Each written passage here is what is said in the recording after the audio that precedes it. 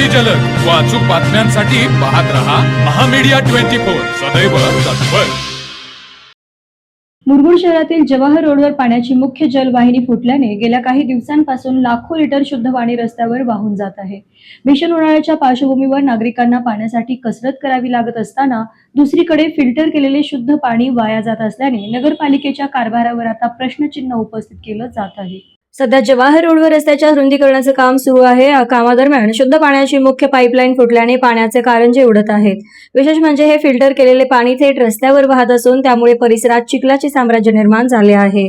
नगर परिषदच्या संबंधित विभागाला या गळतीबाबत वारंवार कल्पना देण्यात आली, मात्र प्रशासनाने याकडे सोयीस्कर दुर्लक्ष केल्याचा आरोप स्थानिक रहिवाशांनी केला आहे।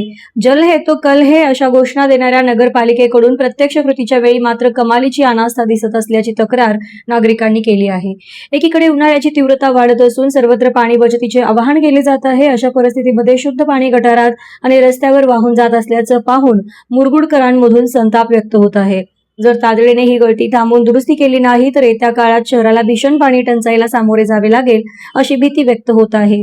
लाखो लिटर शुद्ध पाणी वाया जाणे हे अत्यंत खेदजनक असून नगरपालिकेला वारंवार सूचना देऊनही त्याची दखल घेतली जात नाही। जर ही जलवाहिनी तातडीने दुरुस्त झाली नाही तर प्रशासनाविरुद्ध तीव्र आंदोलन छेडण्याचा इशाराही संतप्त नागरिकांनी दिला आहे। नगरपालिका पाणी पुरवठा विभागाचे प्रमुख ऐतवाडकर यांना मी प्रत्यक्ष 2 वेळा फोन करून प्रत्यक्ष सांगितलं होतं की तुम्ही या प्रत्यक्ष पाहणी करा, नसेल तर वाहतूक बंद करा, नाहीतर दोन्ही बाजूला नळ पाणी पुरवठा योजना ताबडतोब सुरू करा आणि होणारा महिलांना त्रास जो आहे आणि पाईपलाईन जी फुटते वाहनं जाऊन ती थांबवावी यासाठी विनंती केली। त्यांनी आजपर्यंत दखल घेतलेली नाही। विद्यमान नगरसेवकांनाही सांगितलं तरी त्यांनी त्या ठिकाणी बघतो करतोच असं सांगितलेलं आहे।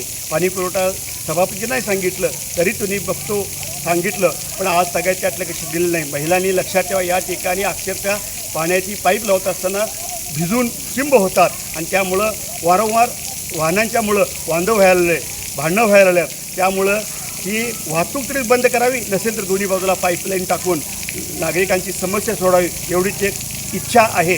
ताबडतोब नगरपालिकेने या ठिकाणी लक्ष घालावं।